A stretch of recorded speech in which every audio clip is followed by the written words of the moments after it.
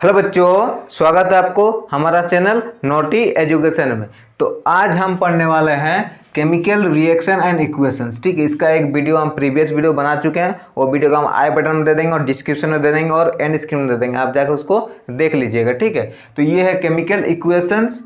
तो ये जो टॉपिक है वो केमिकल इक्वेशन। ठीक है, केमिकल इक्वेशन हम लोग को दो टॉपिक पढ़ना है। क्या क्या टॉपिक है? राइटिंग ए केमिकल इक्वेशन और बैलेंस्ड केमिकल इक्वेशन। ठीक है, हमें केमिकल इक्वेशन को लिखना कैसे है। ठीक है, हम बहुत कोई होता है कि केमिकल इक्वेशन लिखते कैसे वही नहीं जानता है। ठीक है, तो ये बेसिक है केमिकल इक्वेशन, हम लोग लिखते कैसे उसका बेसिक जानेंगे हम लोग इस वीडियो में। ठीक है, और क्या जानेंगे हम लोग? Balanced chemical equation, chemical equation को बैलेंस कैसे करते हैं। ठीक है, और बैलेंस्ड केमिकल इक्वेशन क्या होता है। ठीक है, तो इस वीडियो में आखिर तक बने रहिए। तो चलिए पहला हम लोग शुरू करते हैं केमिकल इक्वेशन। तो आप ये सोच रहे होंगे कि हम ये क्या लिखे हैं। ये हम लिखे हैं when a magnesium ribbon is burned in oxygen it gets converted to magnesium oxide. ठीक है, ये जो हम एक्टिविटी 1 किए थे। ठीक है, एक्टिविटी अगर 1 अगर नहीं देखे तो पिछले वीडियो में जाकर देख लीजिए। ठीक है, उसमें हम क्या किए थे? मैग्नीशियम जो रिबन था उसको हम लोग जलाए थे, उसको बर्न किए थे, तो उससे पाउडर बना था जिसको हम लोग बोले थे मैग्नीशियम ऑक्साइड। ठीक है, तो वो मैग्नीशियम ऑक्साइड, तो ये एक रिएक्शन है। ये एक रिएक्शन, तो आप ये बोले कि ये तो रिएक्शन टाइप से नहीं दिख रहा है। तो पहले जो लोग सोचा नहीं था कि रिएक्शन कैसे लिखा जाएगा, तो पहले रिएक्शन को ऐसे ही लिखा जाता था। ठीक है, अब देखिए पूरा सेंटेंस में है, तो ये क्या हुआ? बहुत लंबा हो गया। ठीक है, बहुत लंबा हो गया। अब इतना लंबा कौन लिखेगा भाई एक रिएक्शन को करने के लिए। ठीक है, तो उसके लिए क्या किया, कुछ शॉर्टर जो है, कुछ उसके लिए कुछ शॉर्ट मेथड का आविष्कार हुआ। ठीक है, वो क्या हुआ कि वर्ड इक्वेशन, इसके लिए यूज किया गया वर्ड इक्वेशन। अब इतना बड़ा हो रहा था तो इसको सोचा कि नहीं हम लोग वर्ड इक्वेशन से लिखेंगे। ठीक है, तो वर्ड इक्वेशन से लिखेंगे मीन्स क्या क्या लिखेंगे? वर्ड इक्वेशन कैसे लिखेंगे? वर्ड इक्वेशन को देख लेते हैं। ये जो रिएक्शन है, इसी रिएक्शन को वर्ड इक्वेशन में लिखते हैं। कैसे लिखेंगे? पहला हम लोग लिखेंगे मैग्नीशियम, मैग्नीशियम रिबन का जगह हम लोग मैग्नीशियम ही होता है। ठीक है, मैग्नीशियम प्लस जो ऑक्सीजन का यूज हुआ, ऑक्सीजन, क्योंकि हम लोग एयर में उसको बर्न जलाएं इसीलिए वहाँ ऑक्सीजन प्रेजेंट था, तो यहाँ ऑक्सीजन हो जाएगा। ठीक है, ये हो जाएगा ऑक्सीजन। अब ऐसे एक दे देंगे एरो। ठीक है, ऐसे एरो दे देंगे। और इधर हम लोग को प्रोडक्ट में क्या मिला? प्रोडक्ट में मिला मैग्नीशियम ऑक्साइड। इधर क्या मिला? इधर मिला मैग्नीशियम ऑक्साइड। ठीक है, यही चीज़ हुआ ना कि हम लोग देखिए व्हेन मैग्नीशियम रिबन को हम लोग जब जलाएं ऑक्सीजन में, तो हमें क्या मिला? हमें मिला मैग्नीशियम ऑक्साइड। तो हम लोग क्या किया? मैग्नीशियम रिबन को ऑक्सीजन के प्रेजेंट में जलाएं तो हमें क्या मिला? Magnesium oxide. ठीक है, कोई डाउट नहीं? अगर कोई डाउट है तो नीचे कमेंट जरूर करना। ठीक है, तो अब हम लोग इसको क्या बोलते हैं? इसको बोलते हैं हम लोग रिएक्टेंट। ठीक है, इसको हम लोग बोलते हैं रिएक्टेंट, और इधर बोलते हैं प्रोडक्ट। क्यों बोलते हैं, काहे बोलते हैं, वो सब जानेंगे, उसके लिए घबराना नहीं। इधर वाला का जो है उसको हम लोग बोलते हैं रिएक्टेंट और इधर वाला बोलते हैं प्रोडक्ट। ठीक है, देखिए जो चेंज होता है, देखिए मैग्नीशियम है, मैग्नीशियम और ऑक्सीजन है, ये दोनों का हम रिएक्टेंट क्यों बोल रहे हैं? क्योंकि ये केमिकल रिएक्शन में भाग लेके ये खुद को बदल के मैग्नीशियम ऑक्साइड बना रहा। मतलब ये क्या हुआ कि ये रिएक्शन में पार्ट लिए, ये रिएक्शन में भाग लिया, रिएक्शन जो हो रहा है उसमें ये भाग लेके खुद को बदल के यहाँ मैग्नीशियम ऑक्साइड बना रहा। मतलब जो बदल रहा है वो रिएक्टेंट हो जाएगा। ठीक है, उसके बाद रिएक्शन के बाद जो बन रहा है वो क्या होगा? प्रोडक्ट हो जाएगा। समझ में आया कि जो बदल रहा खुद को, मैग्नीशियम और ऑक्सीजन अलग अलग है, उसको मिल के खुद को बदल के एक अलग चीज बना रहा है। ठीक है, तो ये दोनों क्या होगा? रिएक्टेंट। ये रिएक्ट करने के बाद ये वाला बन रहा है। ठीक है, तो ये रिएक्टेंट हो जाएगा और ये प्रोडक्ट, मीन्स ये रिएक्शन के बाद ये प्रोडक्ट लास्ट बन रहा, तो ये हो जाएगा प्रोडक्ट। ठीक है, अब इसका प्रोडक्ट का और रिएक्टेंट का हम यहाँ डिफिनेशन लिख देंगे, उसके लिए घबराना नहीं है। अच्छे से आप नोट्स पर अच्छे से बनाइए। ठीक है ना, तो देखिए ये मैग्नीशियम प्लस ऑक्सीजन ये दोनों मिल के क्या बना? Magnesium oxide. तो ये प्रोडक्ट हो गया, ये रिएक्टेंट हो गया। कोई डाउट नहीं है?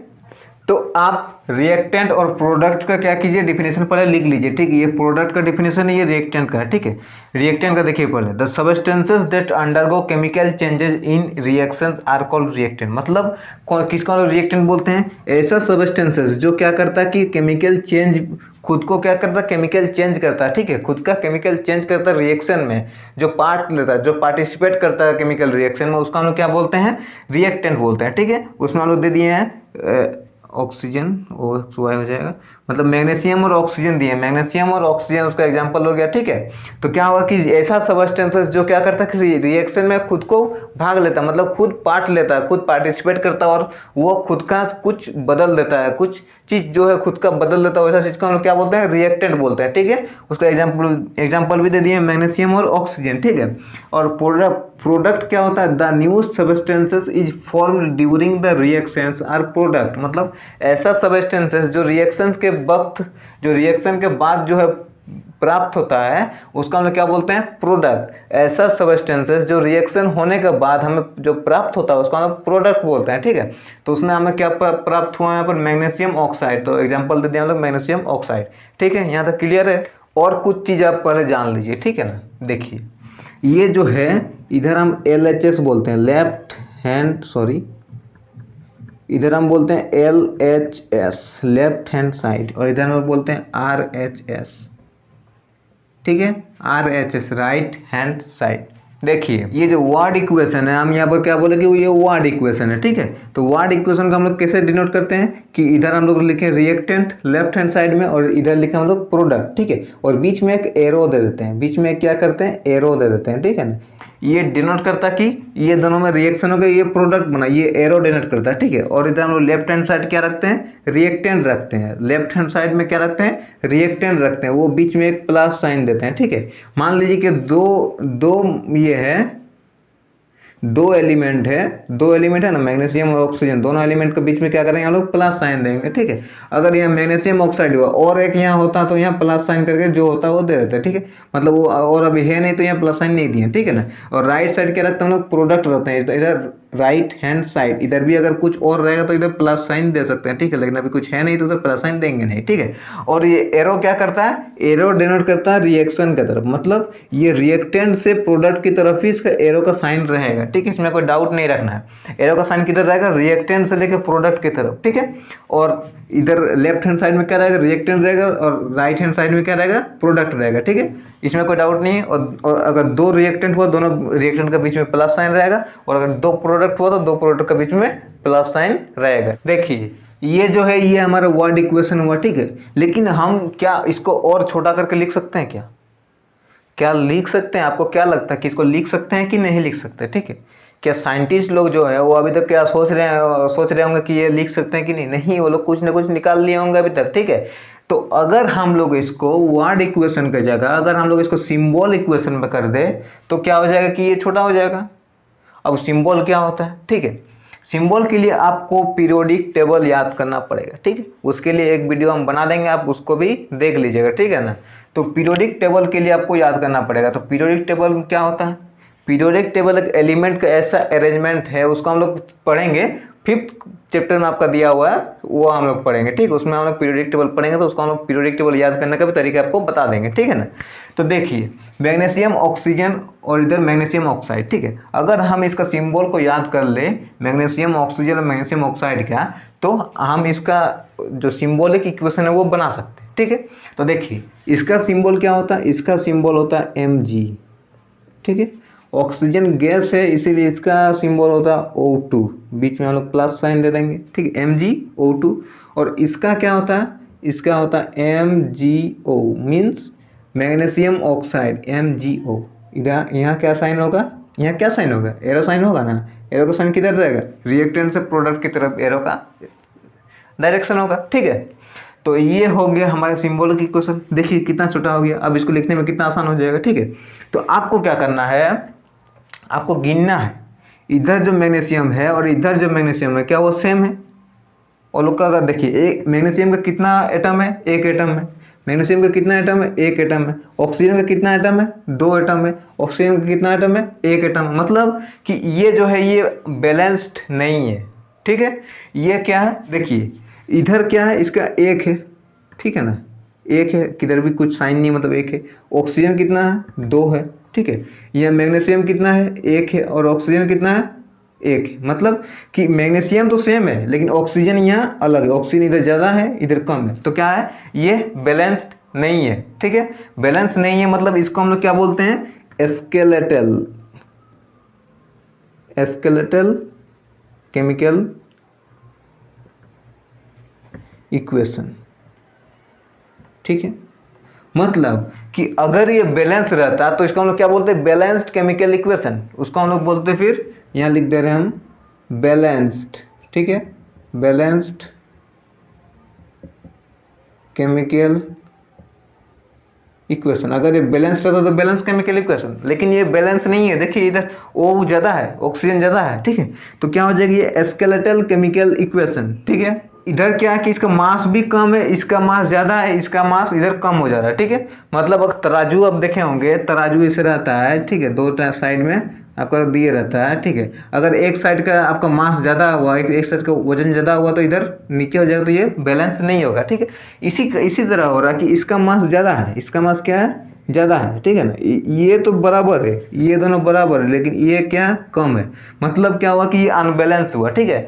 ऐसा ये रिएक्शन जिसमें हो कि मास दोनों सेम हो तो उसको हम क्या बोलते हैं, बैलेंस केमिकल इक्वेशन, ठीक है। लेकिन अगर किसी का मास या उसका एटम अलग अलग हो तो वो क्या होगा, स्केलेटल केमिकल इक्वेशन। अभी तक कुछ डाउट नहीं। तो इसके बाद जो हमारा टॉपिक है वो राइटिंग है केमिकल इक्वेशन हो गया।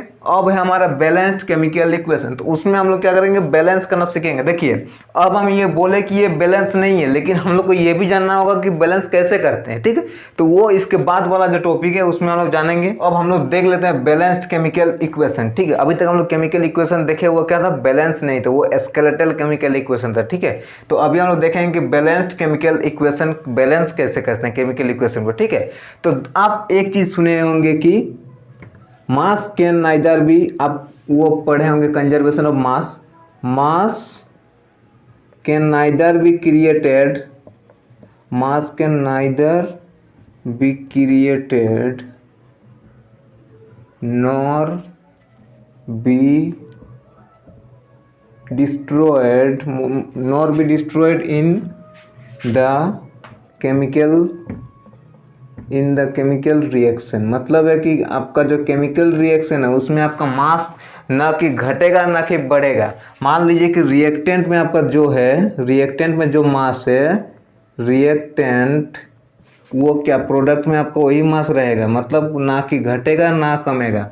मतलब क्या है कि जो रिएक्टेंट में आपका मास है, जो रिएक्टेंट में मास है वही मास आपका प्रोडक्ट में ही रहेगा। मतलब कि ये बैलेंस रहेगा, ठीक है। मतलब कि रिएक्टेंट में जितना मास है उतना मास रहेगा। यहाँ क्या बोल रहा है कि मास can neither be created nor be destroyed, मतलब मास को ना हम लोग बना सकते हैं ना ही उसको बर्बाद कर सकते, ना उसको डिस्ट्रॉय कर सकते हैं, ठीक है। तो जितना मास आपका रिएक्टेंट में रहेगा उतना ही मास आपका प्रोडक्ट में जाके बनेगा, ठीक है। इसमें कोई डाउट नहीं है। अगर हम एलिमेंट के एटम की बात करें तो जितना एटम इधर रहेगा, जितना एटम रिएक्टेंट में रहेगा उतना एटम जाके यहाँ भी हो जाएगा, कोई भी एलिमेंट का हो, ठीक है। कोई भी एलिमेंट का हो, जितना एटम रिएक्टेंट में रहेगा उतना ही एटम जाकर प्रोडक्ट में हो जाएगा। हम लोग बैलेंस करना सीखते हैं, कोई भी जो रिएक्शन है उसको बैलेंस करना। तो हम लोग को पहले वार्ड इक्वेशन दिया हुआ है। वार्ड इक्वेशन क्या होता है हम बता चुके हैं, ठीक है। मतलब इसको वार्ड में लिखा रहता है, सिंबल में नहीं, ठीक है। वार्ड इक्वेशन क्या दिया हुआ है, जिंक प्लस सल्फ्यूरिक एसिड। ये चीज़ हम कर चुके हैं, ये वाला एक्टिविटी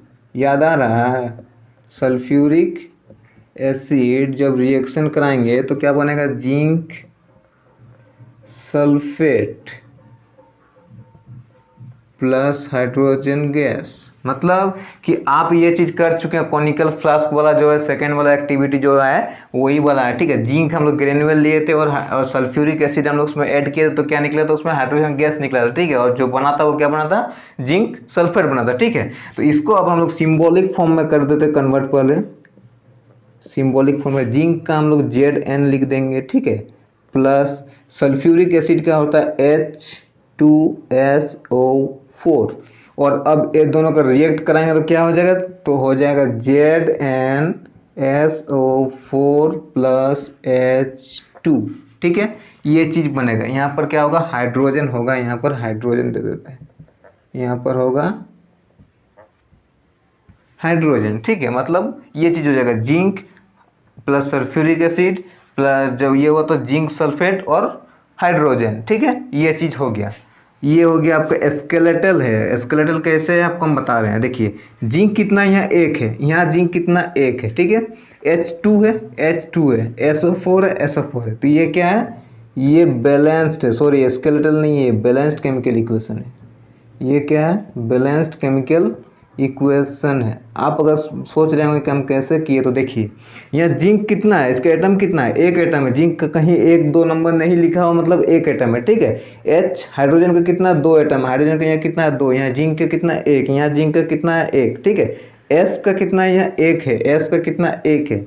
ऑक्सीजन का कितना 4 है, ऑक्सीजन का कितना है 4 है, मतलब ये पूरा बैलेंस्ड है, ठीक है। कोई डाउट नहीं है अभी। अब हम लोग कुछ नया चीज़ का देख लेते हैं, मतलब Fe प्लस H2O, ये अगर रिएक्ट करेगा तो Fe3O4 प्लस H2, ठीक है। ये हो जाएगा उसका रिएक्शन, मतलब आयरन Fe मतलब आयरन, H2O मीन्स वाटर, ठीक है। ये दोनों रिएक्ट करेगा तो इसको रस्टिंग का फॉर्मूला है, ये रस्टिंग होता है ना, रस्टिंग का फॉर्मूला है, आयरन और वाटर मिलेगा, ठीक है। तो वहाँ क्या हो जाएगा FeO4, Fe3O4 और H2, ठीक है। ये हो जाएगा उसका रिएक्शन। अब इसको करेंगे हम लोग बैलेंस, ठीक है। ये बैलेंस नहीं है, देखिए यहाँ Fe 1 है लेकिन यहाँ Fe 3 है, यहाँ O 1 है लेकिन यहाँ O 4 है, H2 है लेकिन यहाँ H2 है, तो ये चीज़ बैलेंस है, ठीक है। बाकी सब बैलेंस नहीं है, वही चीज़ का हम लोग अब बैलेंस करेंगे, ठीक है।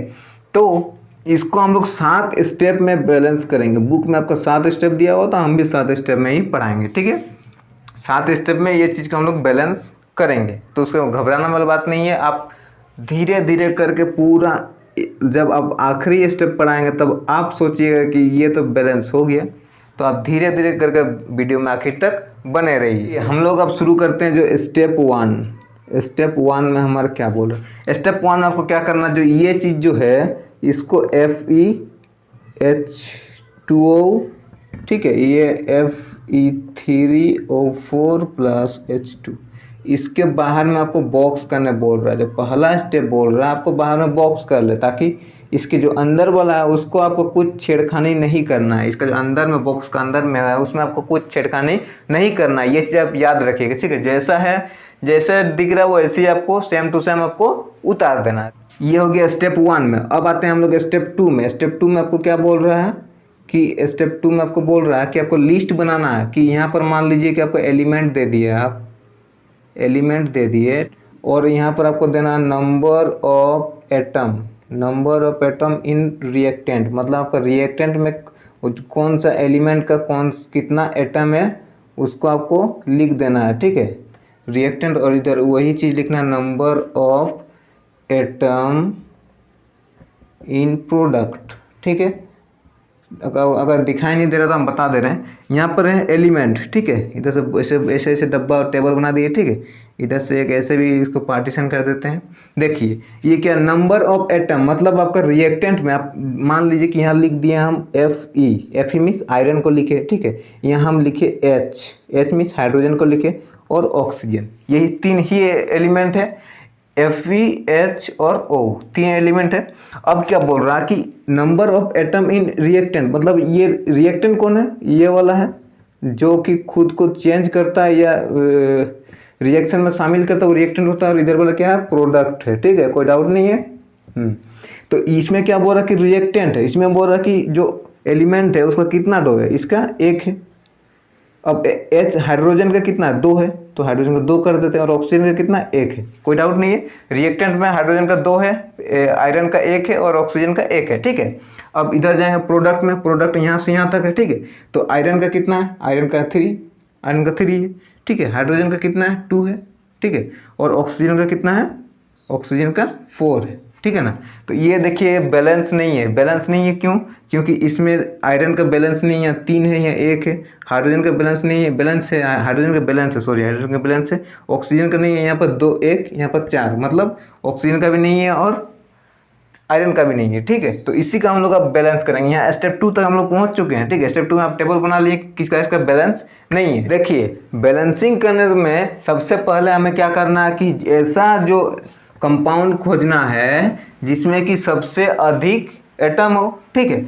तो देखिए अगर हम इसमें बोले तो इसमें कितना 2 और 1 3, इसमें कितना 1 है, इसमें कितना 2 है, लेकिन इसमें देखिए इसमें 3 है और 4, 3 और 4 करेंगे तो 7 हो जाएगा, ठीक है। मतलब हम लोग इसको लेते हैं पहले, इसको अगर हम लोग लेते हैं तो इसको लेने के बाद क्या हुआ कि इसमें भी हमको देखना है कि कौन सा मॉलिक्यूल है, ठीक है। ये तो पूरा कंपाउंड है, ये पूरा कंपाउंड है, लेकिन एक आयरन एक मॉलिक्यूल है और ऑक्सीजन एक मॉलिक्यूल है, ठीक है। लेकिन इसमें देखना है कि कौन सा मॉलिक्यूल है जिसमें अधिक है, मतलब ये कंपाउंड तो हम लोग चुन लिए, इसको हम लोग सिलेक्ट कर लिए कि ये वाला कंपाउंड है, ठीक है। अब ये कंपाउंड में देखना है कि कौन सा मॉलिक्यूल है जिसका हमें एटम ज़्यादा है, तो ऑक्सीजन का ज़्यादा है। तो सबसे पहले हम क्या करेंगे कि ऑक्सीजन को हम लोग सबसे पहले बैलेंस करेंगे, ठीक है। उसके बाद बाकी सबको करेंगे। हम लोग क्या किए कि सबसे पहले देखें कि कौन सा कंपाउंड में सबसे ज़्यादा हम लोग का एटम है। तो ये कंपाउंड है, ये कंपाउंड है, ये कंपाउंड है, ये कंपाउंड, ठीक है। तो इसमें अब क्या आयरन है, मतलब ये एक एलिमेंट है, ठीक है। तो इसमें एक एटम है, इसमें कितना है कि 2 और 1 3 हो गया। इसमें 2 है लेकिन इसमें ज़्यादा है, तो इसको हम लोग चुन लेंगे, ठीक है। इसको चुनने के बाद इसमें चुनेंगे कि इसमें कौन सा एलिमेंट का ज़्यादा है। तो ऑक्सीजन Fe का देखेंगे तो 3 है और ऑक्सीजन का देखेंगे तो 4 है, ठीक है। तो ऑक्सीजन का हम लोग चुन लेंगे, ठीक है। और ऑक्सीजन को हम लोग पहले बैलेंस करते हैं। अब हम लोग देखते हैं, देखिए यहाँ पर क्या ऑक्सीजन का हम लोग बैलेंस कर रहे हैं। यहाँ ऑक्सीजन कितना है, ये बोल रहा कि देखिए यहाँ पर क्या रिएक्टेंट दिए, यहाँ पर प्रोडक्ट दिए और यहाँ पर हम लोग क्या दिए एटम ऑफ ऑक्सीजन, ठीक है। तो शुरुआत में हमारा जो इनिशियल मीन्स शुरुआत, ठीक है। शुरुआत में हमारा ऑक्सीजन रिएक्टेंट में कितना है, हमारा है 1, ठीक है। कोई डाउट नहीं है अभी ना, देखिए ये है रिएक्टेंट, ये है प्रोडक्ट, ठीक है। तो ये रिएक्टेंट में कितना हमारा अभी बैलेंस करने के बाद यहाँ पर देंगे, लेकिन अभी कितना है 1 है, ठीक है। और प्रोडक्ट में हमारा कितना है 4 है, तो प्रोडक्ट में हम लोग 4 दे देंगे, ठीक है। यहाँ पर हम दे सकते हैं इन H2O होने से आपको आसान हो जाएगा समझने में। और यहाँ पर है इन Fe3O4, यही ना फॉर्मूला Fe3O4, ठीक है। ये हो गया। तो इसमें आपको ऑक्सीजन कितना मिला, प्रोडक्ट में 4 मिला, इसमें 1 मिला, मतलब ये अनबैलेंस, ये बैलेंस नहीं है, ये स्केलेटल है, ठीक है। तो इसको बैलेंस करने के लिए हम क्या करेंगे कि यहाँ पर 1 × 4 कर देंगे तो हो जाएगा 4, 1 × 4 कर देंगे तो ये 4 हो गया, और ये तो 4 है ही, ठीक है। मतलब ये क्या हुआ कि 4 है। अब अगर यही चीज़ को हम यहाँ पर लिखेंगे तो क्या होगा, ये जो रिएक्शन है इसको यहाँ पर हम Fe को डब्बा में भर देते हैं, ठीक है, प्लस H2O। अब इसको भी डब्बा में भर देते हैं। अब ये रिएक्शन हो जाएगा तो Fe3O4, इसको भी डब्बा में भर देते हैं और यहाँ पर हो जाएगा H2, इसको डब्बा हम लोग डब्बा में भर चुके थे, ठीक है। तो उसी को हम लोग अब यहाँ पर दिखा रहे हैं। तो Fe हम कहाँ चेंज किए, जाके H2O में चेंज किए, कितना 4 लगा दिए। तो 4 कहाँ लगाना आपको वो ध्यान दीजिए, ठीक है। आगे में कोफिशिएंट लगा देना है, ठीक है। 4 यहाँ पर तो हम लोग कुछ नहीं लगाए, यहाँ पर कुछ इंटू नहीं किए तो वहाँ पर नहीं लगाना, ठीक है। यहाँ पर अब 4 इंटू कर दिए। तो देखिए आप इसको अगर ऐसे लिख देते हैं H2O4, ऐसे नहीं लिखना है, ये गलती हो जाएगा। आप अगर बोल रहे कि नहीं हम लोग ऑक्सीजन का 4 बढ़ा रहा है तो ऑक्सीजन का 4 बढ़ा देंगे, नहीं वैसे नहीं लिखना है, ठीक है, ये गलती हो जाएगा। या फिर कोई ऐसे लिखता है H2O और इधर से 4, ये भी गलती है, ये भी नहीं लिखना है, ठीक है। आपको लिखना कैसे, कोफिशिएंट लगा देना, मतलब कि आप अगर यहाँ H2O है ना, H2O है, इसको डब्बा में भर दिए हैं तो यहाँ आगे 4 लगाना है, ये चीज़ याद रखिएगा, भूलिएगा नहीं, ठीक है। आगे 4 लगाना है, ठीक है ना। यहाँ पर आपको 4 नहीं लगा देना, या फिर आप बाहर 4 नहीं लगाना, कहीं नहीं लगाना, आपको कहाँ लगाना है, आगे में लगाना है, ठीक है। ये हो गया। अब हमारा क्या बचा, अब बचा है, देखिए ये क्या क्या था, एक था आयरन बचा हुआ, आयरन नहीं हुआ अभी तक, ऑक्सीजन हो गया। लेकिन देखिए अब क्या हो गया, हाइड्रोजन यहाँ पर कितना हो गया, 8 हो गया, यहाँ पर 2 हो गया, मतलब हाइड्रोजन को भी हमको बैलेंस करना है। यहाँ पर हाइड्रोजन है 8, यहाँ पर कितना है 2 है, मतलब वहाँ बैलेंस था, लेकिन अब जब इसको किए तो यहाँ बैलेंस बिगड़ गया। अब क्या करना है, हाइड्रोजन को भी बैलेंस करना पड़ेगा, ठीक है। तो अब किसको बैलेंस करेंगे, आप दोनों में से आपको भी बैलेंस कर सकते किसी को भी, आप चाहे आप Fe उठा ले या फिर हाइड्रोजन उठा ले, तो किसको पहले करेंगे आप ही बोलिए। तो चलिए पहले हम हाइड्रोजन का एक कर लेते हैं, ठीक है। तो हाइड्रोजन को बैलेंस करने के लिए देखिए पहले इनिशियल पे लिख दिया हम इतना 8 और यहाँ 2। अब आप बोलिए कि यहाँ 8 कैसे, यहाँ तो पहले 2 था, लेकिन यहाँ हम लोग 4 जोड़ दिए हैं जब, तो यहाँ कितना हो जाएगा, हाइड्रोजन का 8 हो जाएगा ना। देखिए जब भी हम बताएं कि H के नीचे 2 है और ऊपर 4 है तो ये दोनों इंटू हो जाएगा, तो यहाँ 8 हो जाएगा, ठीक है। तो ये 8 है और यहाँ पर कितना हो जाएगा, यहाँ पर 2 है, ठीक है। यहाँ तो कोई डाउट नहीं है। तो देखिए आगे इसको बैलेंस करेंगे तो यहाँ पर 8 का 8 ही उतर जाएगा, ठीक है। और यहाँ पर क्या होगा 2 × 4 हो जाएगा। तो देखिए अब ये फॉर्मूला जाके क्या हो जाएगा, यहाँ पर Fe ऐसे सेम रहेगा, ठीक है। अब हम लोग कहाँ चेंज किए, अब हमको कहाँ लगेगा, यहाँ पर हम लोग कुछ चेंज नहीं किए, रिएक्टेंट में कुछ चेंज नहीं होगा क्योंकि यहाँ रिएक्टेंट में हम लोग कुछ चेंज किए ही नहीं, ठीक है। अब कहाँ हम लोग चेंज किए, हम लोग चेंज किए प्रोडक्ट में। तो प्रोडक्ट में कहाँ चेंज किए, H2 में। H2 में अब आ जाएगा 4, ठीक है। ये हो गया अब आपका पार्शियल फॉर्मूला, मतलब अभी तक फॉर्मूला पूरा नहीं हुआ है, ठीक है, बैलेंस नहीं हुआ। तो अब ये हाइड्रोजन को हम लोग बैलेंस कर दिए। देखिए यहाँ हाइड्रोजन बैलेंस हो गया, हाइड्रोजन बैलेंस हो गया, ऑक्सीजन बैलेंस हो गया। अब हमें बैलेंस क्या करना है, आयरन को करना है, ठीक है, आयरन को बैलेंस करना है। देखिए अब हम लोग कितना स्टेप पहुंच गए हैं, अब हम लोग पहुंच गए हैं 5 स्टेप तक पहुंच गए हैं, ठीक है। अब हम लोग को क्या बचा हुआ, देखिए ये हम लोग हाइड्रोजन का बैलेंस कर दिए, ऑक्सीजन का बैलेंस कर दिया। अब क्या बचा, अब हमें बचा है आयरन का बैलेंस करना, ठीक है। तो आयरन में हम अगर रिएक्टेंट में देखेंगे तो रिएक्टेंट में कितना है, 1 है। रिएक्टेंट में कहीं कुछ नंबर नहीं है, मतलब यहाँ पर 1 है, ठीक है। और अगर हम देखेंगे प्रोडक्ट में, तो प्रोडक्ट में आपको कितना दिख रहा है, यहाँ पर 3 दिख रहा है, ठीक है। तो यहाँ पर 3 हो जाएगा, क्योंकि यहाँ पर अगर कुछ हम नंबर लगाते तो यहाँ पर ये इंटू हो जाता, लेकिन हम लोग यहाँ पर आगे में कुछ नंबर अभी तक आयरन का आगे नहीं लगा है, ठीक है ना। तो अब उसका आगे भी लगा देते हैं। यहाँ पर कितना है, यहाँ पर 3 है, यहाँ पर कितना है 1 है। मतलब हमें बैलेंस कहाँ पर करना है, हमें बैलेंस करना है रिएक्टेंट में। प्रोडक्ट में तो ज़्यादा है, तो प्रोडक्ट में हमें नहीं कुछ करना है, ठीक है। तो अब रिएक्टेंट में करना है। देखिए यहाँ पर 1 है, तो अगर हम लोग 1 × 3 कर देंगे, अगर 1 × 3 कर देंगे तो यहाँ पर 3 हो जाएगा। यहाँ पर रिएक्टेंट में भी, रिएक्टेंट में 3 हो गया, यहाँ पर तो 3 है ही ना। तो यहाँ पर रिएक्टेंट में भी हम लोग 3 कर दिए। तो अब 3 कहाँ लगेगा, रिएक्टेंट में जाके Fe में लगेगा, Fe में आगे में लगेगा, ठीक है, नीचे नहीं लगेगा, आगे में लगेगा। ये चीज़ याद रखिएगा, कभी भी जो आप बैलेंस कर रहे हैं तो बैलेंस करने के बाद ना कभी नीचे नहीं लगता, ठीक है, कहाँ लगेगा, आगे में लगेगा, ठीक है। तो अब हमारा फॉर्मूला क्या हो गया, 3Fe + 4H2O, ठीक है। और इधर हो गया एरो के बाद आ गया Fe3O4 + 4H2, ठीक है। ये हमारा हो गया बैलेंस्ड, ये हो गया हमारा बैलेंस्ड, ये बैलेंस्ड हो गया, ठीक है। ये बैलेंस्ड केमिकल इक्वेशन है हमारा, ठीक है।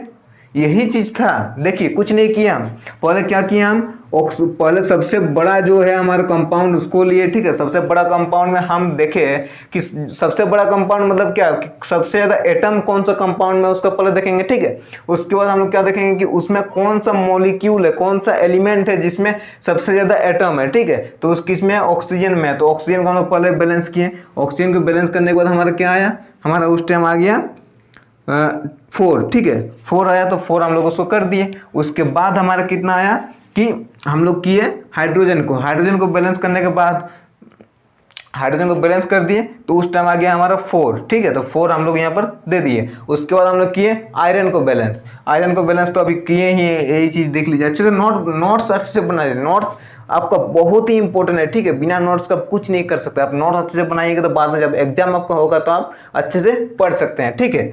तो ये था हमारा पूरा बैलेंस करने का तरीका। और भी कुछ चीज़ है जो अभी हम लोग बात करना है, ठीक है। ये जो मेथड है, ये मेथड को हम लोग कौन सा मेथड बोलते हैं, ये मेथड को बोलते हैं हम लोग heat and trial method, heat and trial method. इसको अच्छे से नोट बना लीजिएगा, हीट एंड ट्रायल मेथड बोलते हैं, आपका बुक में दिया हुआ है हीट एंड ट्रायल मेथड। ये मेथड को हम लोग क्या बोलते हैं, हीट एंड ट्रायल मेथड। अगर आपका क्वेश्चन आ गया कि हीट एंड ट्रायल मेथड से आप केमिकल इक्वेशन को बैलेंस कीजिए, तो आप कैसे कीजिएगा, इस तरीके से आप पूरा कॉपी में एकदम अच्छे से बना दीजिएगा, ठीक है। तो ये हीट एंड ट्रायल मेथड हो गया। देखिए अब हमारा केमिकल इक्वेशन जो है वो हमारा हो गया है बैलेंस, ठीक है। केमिकल इक्वेशन बैलेंस्ड हो गया। अब हम क्या करेंगे कि उसमें कुछ आपको पता नहीं चल रहा कि जो आयरन है वो गैसियस है, सॉलिड है, लिक्विड, मतलब फिजिकल स्टेट इसका पता नहीं चल रहा कि कौन सा फॉर्म में ये अभी है, ठीक है। और अगर H2O का बात करें तो ये कौन सा फॉर्म में हमें पता नहीं है, ठीक है। Fe3O4, ठीक है, ये कौन सा फॉर्म में हमें नहीं पता है, ठीक है। और H2 ये कौन सा फॉर्म में, ये भी हमें नहीं पता है, ठीक है। तो इसको पता करने के लिए देखिए कि रिएक्शन के बाद में, मतलब Fe के बाद में कुछ भी रहता है यहाँ पर, ठीक है।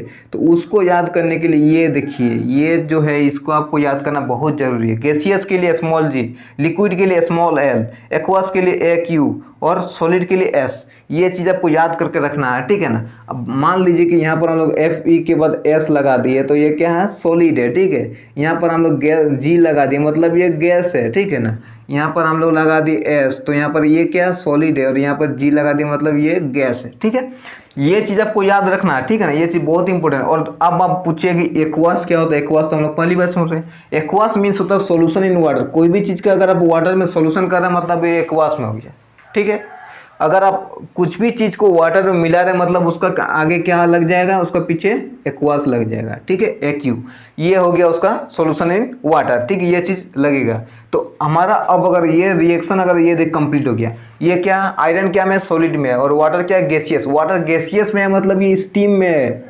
अब इसमें आपको डाउट नहीं करना है, वाटर गैसियस में बोल रहे हैं मतलब स्टीम में भाप के फॉर्म में है, ठीक है। अगर वाटर वेपर को बोले वो वाटर ही है लेकिन गैसियस फॉर्म में है, मतलब यहाँ पर स्टीम यूज कर रहे हैं, ठीक है। मतलब जी ये अगर H2 तो हाइड्रोजन तो गैस है ही, वो तो उसमें कोई डाउट नहीं है, और Fe3O4 सॉलिड है, ठीक है ना, इसमें कोई डाउट नहीं है। अब वाटर का अगर आप गैसियस का फॉर्म तो ये स्टीम में है, ठीक है, ये अच्छे से नोट बना लीजिए, नहीं तो बाद में बोलिएगा कि सर वाटर तो वहाँ लिक्विड था यहाँ गैस हो गया था, ठीक है ना। तो ये गैसियस में ही है, उसको हम लोग बोलते हैं स्टीम, भाप, वाटर वेपर, ठीक है। देखिए कभी कभार क्या होता है कि ये चीज़ नहीं होता, जो ये एस है, जी है, एस है, जी, मतलब ये जो फिजिकल स्टेट होता है वो प्रेजेंट नहीं होता, क्योंकि ये प्रेजेंट कब होता है, जब उसका ज़रूरत होता है, ठीक है, कहीं कहीं उसका ज़रूरत होता है तो उस जगह वो चीज़ प्रेजेंट होता है, नहीं तो वो उतना कोई प्रेजेंट रखता नहीं है कोई, ठीक है। ऐसे कोई लिख देता है 3Fe+4H2O ऐसे लिख देता है, लेकिन जो ये है ना, मतलब क्या बोलेंगे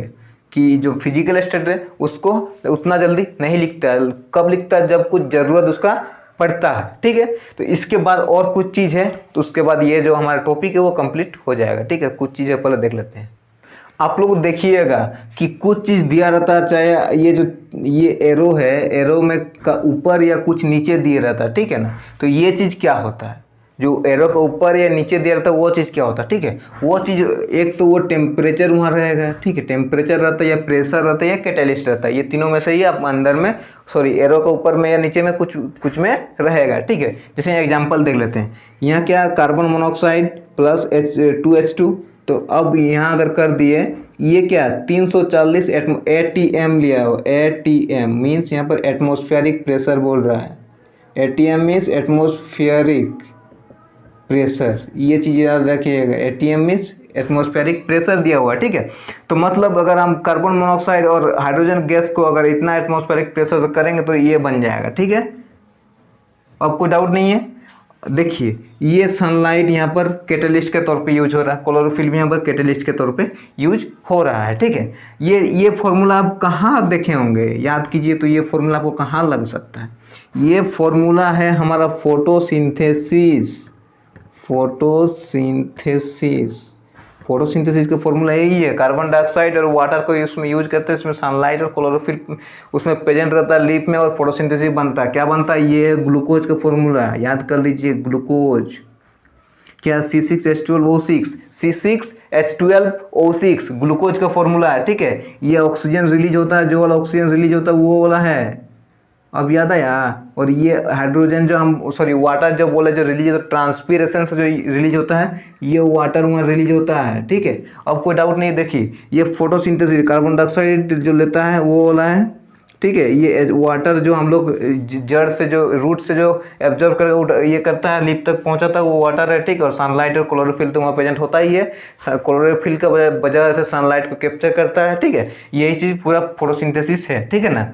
तो ये था, देखिए ये चीज़ को आप याद रखिएगा, ATM मीन्स एटमॉस्फेरिक प्रेशर, और जो एरो को ऊपर रहता है वो कैटलिस्ट प्रेशर या टेम्परेचर में हो सकता है, ठीक है। ये अब तो हो गया। अब आप एक बढ़िया सा क्वेश्चन पहले कीजिए, ठीक, बहुत खूबसूरत सा क्वेश्चन है, वो क्वेश्चन पहले आप उसको कर लीजिएगा, ठीक है। उसको कर लीजिएगा, क्वेश्चंस को आप पॉज करके कर लीजिएगा, ठीक है। मतलब ऐसे हम अभी बता दे रहे हैं, लेकिन उसको पॉज करके कीजिएगा ईमानदारी से, ठीक है ना।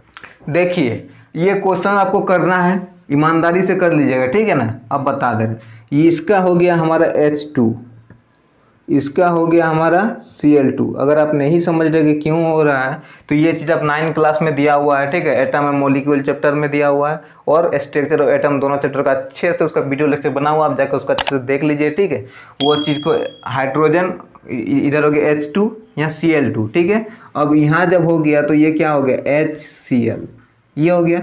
तो अब हमको क्या करना कि इसको बैलेंस करना, तो इसको बैलेंस करने के लिए हम यहाँ पर हमारा क्या हाइड्रोजन का 2 है, यहाँ Cl का 2 है, यहाँ हाइड्रोजन का 2 है, Cl का 2 है, ठीक है। तो हम लोग पहले क्या करेंगे, HCl ये लिख दिए। अब हमारा रिएक्टेंट में कितना है, रिएक्टेंट में 2, और यहाँ पर कितना है 2, यहाँ पर कितना है प्रोडक्ट में 1, यहाँ पर 1। तो अगर हम दोनों पे 2 2 इंटू कर देंगे तो अब 2 बार भी कर सकते हैं या एक में भी कर दे सकते हैं। तो क्या होगा कि यहाँ पर अब 2 लगा देंगे, 2 2 4 नहीं लगाना है, H पे 2 Cl पे 2, तो दोनों को इंटू कर देंगे तो यहाँ 2 लगा देंगे तो क्या होगा, ये हो गया आपका बैलेंस्ड हो गया। ये क्या हुआ, बैलेंस्ड हो गया कि नहीं। ऐसे ही आप कहीं से भी बुक से क्वेश्चन देख के आप चाहे पिछले साल का बोर्ड का क्वेश्चन देख के बना सकते हैं, ठीक है, इसमें कोई डाउट नहीं। तो इस वीडियो में इतना ही। आशा करते हैं कि आपको हमारा वीडियो अच्छा लगा। अगर हमारा वीडियो अच्छा लगा तो वीडियो को लाइक कर दे, शेयर कर दे, चैनल को सब्सक्राइब जरूर कर दे ताकि ऐसा लेटेस्ट नोटिफिकेशन आप तक सबसे पहले पहुंच सके। आपके लिए यहाँ 2 वीडियो दिया हुआ, आप दोनों में से कोई भी वीडियो जाकर देख सकते हैं। वो सब आपके लिए बहुत इंपॉर्टेंट है, आपके ज्ञान के लिए इंपॉर्टेंट है, आपको ज्ञान को बढ़ाने के लिए। तो चलिए मिलते हैं कुछ अगले वीडियो पे। धन्यवाद।